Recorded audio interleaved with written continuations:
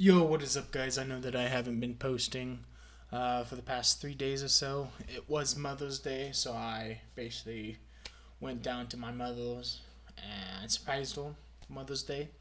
So that's kind of why I haven't been posting. But today we're going to be checking out the top 10 mothers you're lucky you never had. So a little bit of a twist. Mother's Day was, I believe, yesterday, actually. So without further ado, let's get into this. Oh, Mothers, they can either make you into a normal, functioning member of society, or they can completely screw you up for life. Yeah. And in some instances, Absolutely. mothers can be so twisted that they may just leave you dead. it happens, and it's absolutely horrible. Ooh, I like this.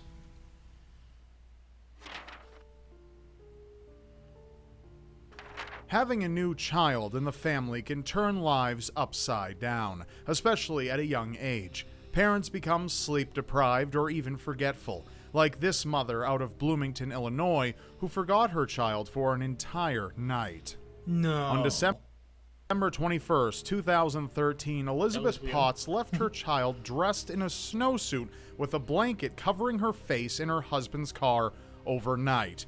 During the night, seriously? the 11-week-old child nearly suffocated but didn't die until nearly a year later, on November 23, 2014, from brain damage resulting from the incident.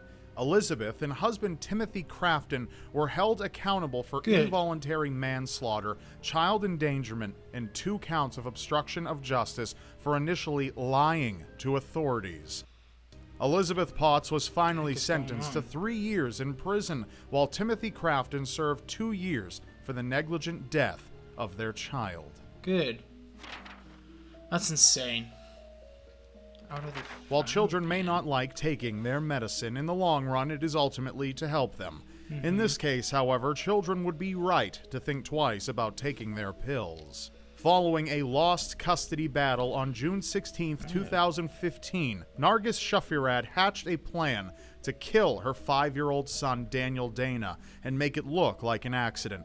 First, she struggled with Daniel, cutting and bruising his head before force-feeding him an entire bottle of Benadryl, enough to kill 2 adults and enough to stop Daniel's heart. After, she drove my her son's body word. to a road in Montgomery County, Maryland, where she set the car on fire with herself inside, feigning a car accident. Nargis was pulled out of her car alive but suffered 2nd and 3rd degree burns on almost half of her body.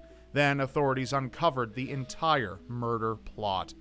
Nargis pled guilty to 1st-degree murder and arson for her son's death and was sentenced to 50 years behind bars.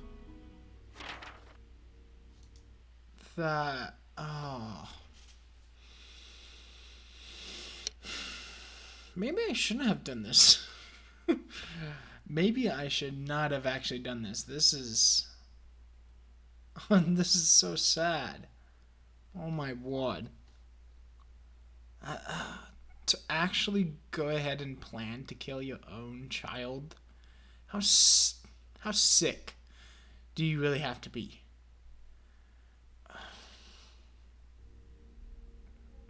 It's the role of a parent to Into the discipline their children. A stern talk. Whoa, whoa, whoa. Did that say into the freezer? Into the Oh, this is going to be horrible.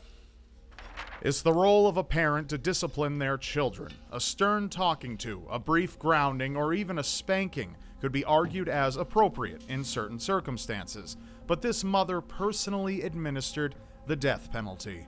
Michelle Blair was a mother to 4 children, 2 of whom she claimed were sexually abusing their younger sibling. It is unknown if this is true or not, but Michelle's punishment was death. 9-year-old Stephen Barry was beaten in the head, choked with belts, and forced to ingest Windex.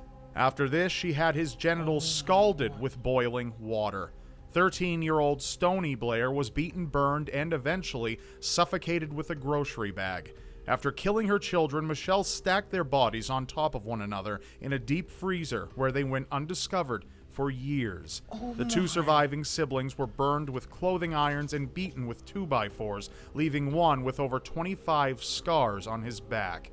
The court claimed that Michelle had no evidence her children were sexually assaulting their sibling.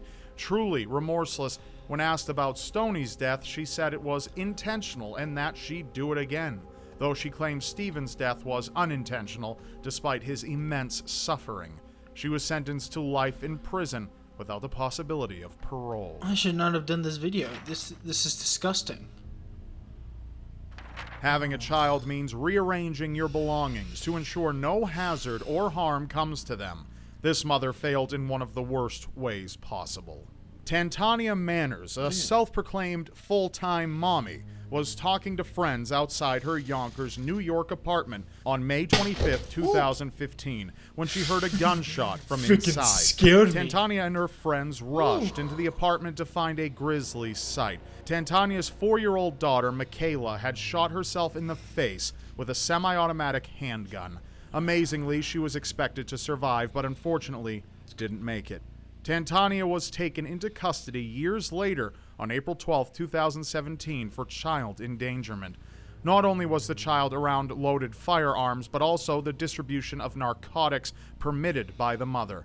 Tantania was brought back to Westchester County Jail and is due back in court soon. Good. Here's the thing.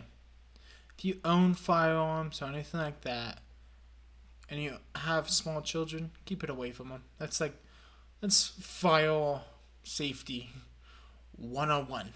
Firearm safety 101. Keep it away from small children. Because crap like this happens, okay? It really does. And it's extremely sad when it does. But also, narcotics near children too? Come on. Seriously. These mothers make me sick. With technology advancing by the day, escaping reality on a whole new level is becoming easier, even for parents. In 2010, Kim Yo Chul and Choi Mi Sun became obsessed with an online game, playing 6 to 12 hours at a time at an internet cafe, all the while ignoring their 3-month-old child. While they raise their in-game virtual child, their newborn starved to death after suffering from severe malnutrition.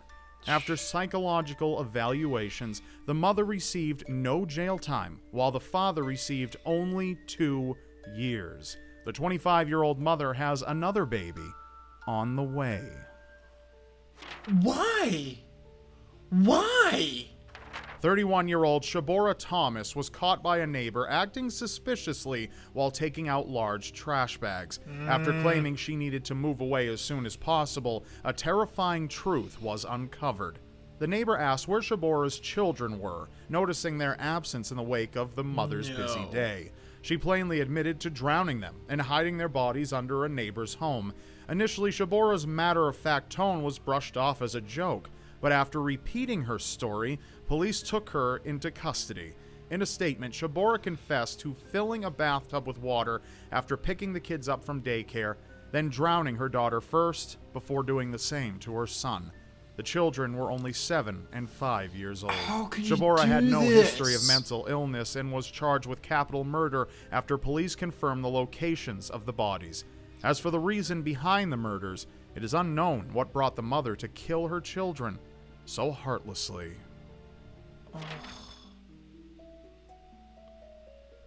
The world needs foster mothers to care for the abandoned children, but under the so-called care of this mother, abandonment probably would have been a better circumstance. 41-year-old Jacob Sullivan raped his adopted daughter Grace for 3 years from ages 15 to 18, all the while Jacob's partner, Sarah Packer, was aware of the abuse. One day, Sarah watched Jacob perform the monstrous act on their daughter to satisfy a rape-murder fantasy. They then gave Grace a lethal dosage of Tylenol PM, but despite being bound, gagged, and left in the attic, Grace survived into the next day. However, when Jacob saw she was still breathing, he strangled her to death. The couple then stuffed her body with cat litter and left her in the attic for several months, telling everyone she had run away. Supposedly, Sarah was the foster mother of 30 other foster children and was collecting money from the government after Grace's death, totaling at least $4,000. The mountain of charges led Sarah to waive her hearing as of February 2017. The cases for both murderers are ongoing. Both disgusting to do that. Child abuse is always wrong, but in this case, a life was saved because they were abused in public. 3-year-old Zoe, daughter of Kathleen and Kenny Sanchez, was only 19 pounds and looked severely malnourished. A deputy for Lakewood Police noticed the father striking the child at a disabled American veterans store. Kathleen and Kenny claimed that Zoe had an eating disorder, but they were allegedly starving her to death. Zoe and her 2-year-old sister were eventually taken from the home and adopted by Amy Arellano, who said Zoe would ask for food but had difficulty eating as she feared being hit or having her food taken from her. After fleeing police and changing their appearance, Kathleen and Kenny were caught by authorities. While Kathleen claimed she didn't abuse Zoe and was adamant she was the victim of losing her children to protective custody, the real victims were the children. Thankfully, they are safe now and have plenty to eat.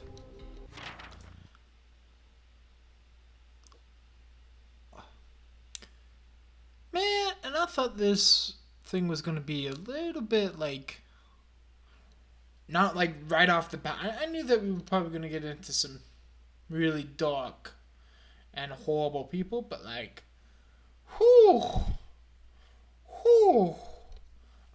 I don't know how people can be like this. I really don't. On November 22, 2004, Dina Schlosser went far for her religion. Believing that God required the arms of a child, Schlosser amputated her 11-month-old daughter's arms with a knife while singing along to the gospel song, "He Touched Me." After, she called 911 to explain what she did, but by the time police found her, the child was fatally injured and later died. She was found not guilty on the basis of insanity and was admitted to a hospital. After being released a second time, she was fired from Walmart after working there under her maiden name.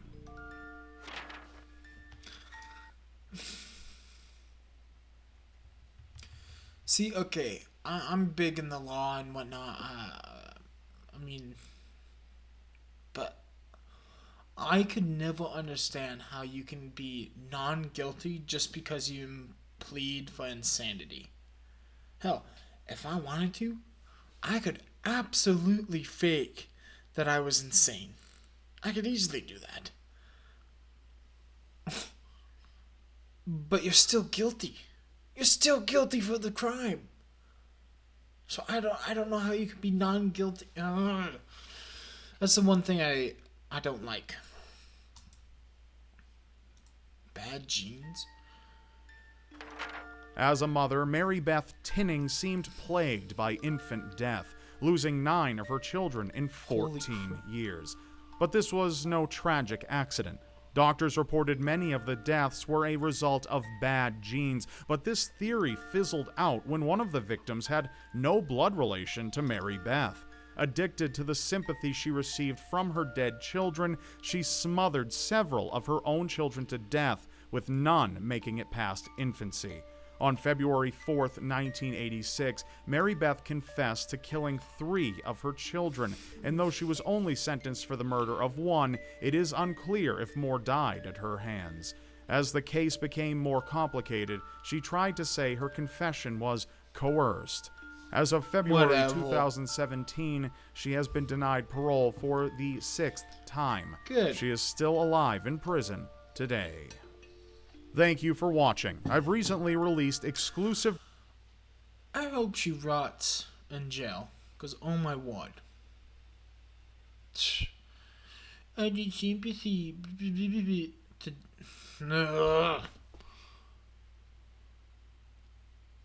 This disgusts me. Okay, it really does.